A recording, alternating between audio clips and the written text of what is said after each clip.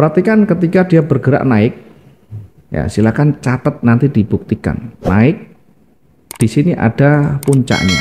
Berikutnya dia naik lagi, terhenti sampai di sini. Berikutnya naik lagi terhenti, naik lagi terhenti, naik lagi terhenti. Maka potensi yang besar ini ke bawah. Jadi kalau kita sell di sini sebenarnya masuk akal. Cuma kalau bisa ambilnya di bawah dari sumbunya, karena ini ada sumbu-sumbu, taruh di bawahnya. Kita bisa sell stop di sini.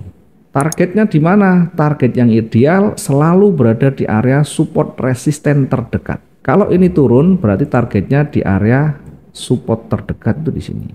Lah kan kecil sekali, lebih baik kecil tapi kita dapat daripada besar tidak dapat. Walaupun hanya 3. Body ya Pak?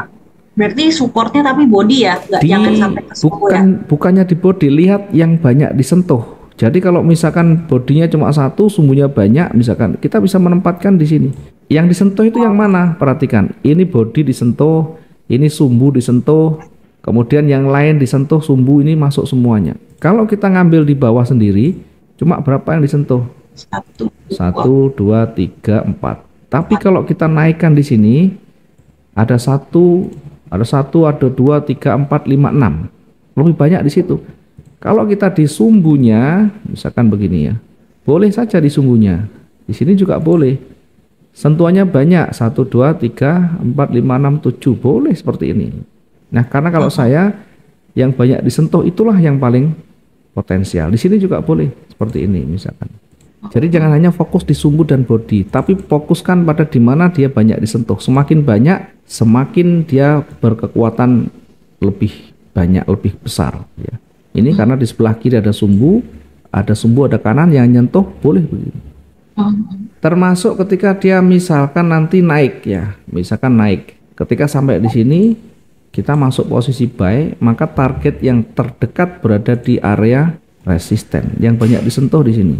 Nah, ini kalau kita lihat ini satu kesentuh, ini yang hijau kesentuh, yang ini kesentuh, yang ini kesentuh sudah lebih tinggi itu ya, yang lebih panjang di situ. Contoh lagi misalnya, ini yang nanti ya silakan diuji, nanti dia akan bergerak turun walaupun mungkin tidak terlalu jauh karena pergerakan masih dibatasi oleh support di sini. Saya contohkan lagi misalkan yang lain. Nanti sebagai ini pengantar saja biar setidaknya nanti kita bisa membandingkan. Contoh yang begini ya, misalkan kita lihat, nah di awal candle kita belum menemukan petunjuk yang banyak misalkan ya, di kanan belum terbentuk hanya 3 candle misalkan begini.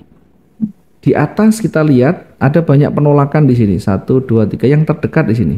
Tarik di sini menjadi resisten, menjadi resistennya. Kemudian yang di bawah juga demikian. Yang di bawah itu yang mana yang banyak disentuh, kita cari ini disentuh, sambung ke kanan. Nah, sementara terbentuk begini. Berarti ini namanya support terdekat. Kalau dia dilewati, maka ada peluang, ada potensi akan bergerak turun lagi mendekati di sini.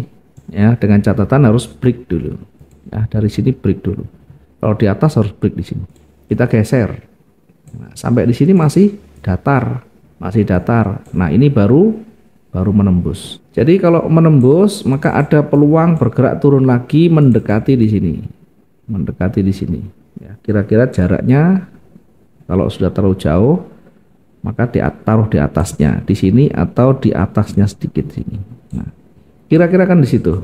Kalau dia menembus lagi maka akan menuju ke support yang lebih rendah lagi di sebelah kiri ya. Kita lihat sisi sebelah kiri selalu begitu, jangan dilihat berapa harinya tapi yang mendekati, karena dia bergerak turun kita cari yang mendekati yang banyak disentuh. Ternyata ini 1, 2. Kenapa tidak di atasnya? Karena cuma 1 di sini. Kalau di sini kan sudah ada 2 puncak di sana yang disentuh, yakni di sini, kemudian di sini juga sentuhan. Nanti lebih break lagi ke bawah lagi baru di sini. Nah, yang terdekat di sini, kira-kira akan mendekati di sini. Nah, akan mendekati di sini. Kira-kira akan mendekati di situ. Pasar itu selalu kembali ke support resisten sebelumnya. Sehingga ketika sudah menemukan di sana, minimal kita tahu, oh itu adalah area support ya. Di area support itu kalau sudah mulai memantul, sudah mulai ditolak, maka besar kemungkinan dia akan naik lagi. Berlaku ke kanan terus. berlaku ke kanan. Ketika dia ditolak, maka dia bisa memantul kembali. Oke. Berarti benar-benar support dan resisten itu yang Harus paling dikuasai. utama ya Pak. Nah, nanti harus dikuasai ya. Nanti pas di materi, nanti banyak tanyakan enggak apa-apa. Nanti saya bahas pas support resisten itu, nanti banyak tanyakan enggak apa-apa. Dan banyak coba-coba, banyak narik-narik garis.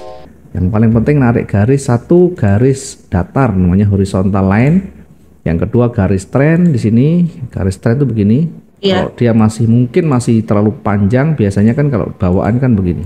Nah, tidak bisa dipotong, maka harus diklik 2 kali sampai ada titiknya, klik kanan, trend line, ray-nya dihapus, nanti akan potong begini. Ini harus tahu dulu. Setelah itu baru kotak ini, rectangle ini. Nah, untuk menandai apa? Untuk menandai di mana nanti support resisten, di mana nanti area jenuhnya gitu loh. Jadi biar ke depan nanti lebih gampang mengenal lagi, karena ini berlaku terus. Ke depan berlaku terus, gitu ya. Kalau misalkan nanti di kanan itu kan di sini di atas kan ada support ini, ada resisten. Nanti begitu naik juga sama, dia akan mendekati di situ lagi. Di area itu kalau dia tidak mampu menembus, maka dia akan berbalik turun. Kalau dia menembus, akan jauh lebih tinggi. Kemana? Ke area resisten berikutnya. Resisten ya. Iya, ke area resisten berikutnya. Begitu seterusnya. Kalau ini dilewati, nanti ke resisten berikutnya. Nah, ini sambung ke kiri itu. Coba kita geser. Nah kan, dia lewat, dia lanjut lagi. Nah, setelah ini kalau dia lewat, ya kita bisa gunakan yang banyak disentuh yang di sini. Sambung ke kanan ujungnya di sini. Nah, ada banyak sentuhan di sini, banyak sentuhan, di sini banyak sentuhan, ada sentuhan.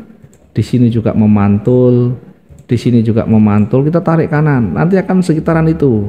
Nah, gitu. Kalau dia naik lagi, sama, naik lagi yang lebih dekat lagi, yang banyak ditolak di sini. Tarik ke kanan, di sini. Jangan terlalu tinggi, jangan langsung. Oh, di sini ada. Iya, memang bisa, tapi bertahap dulu. Nah, nanti kalau dia naik akan kisarnya di situ. Kalau tidak mampu sudah, dia bisa berbalik lagi. Kalau dia mampu, dia terus perhatikan. Dia akan kembali ke sini lagi.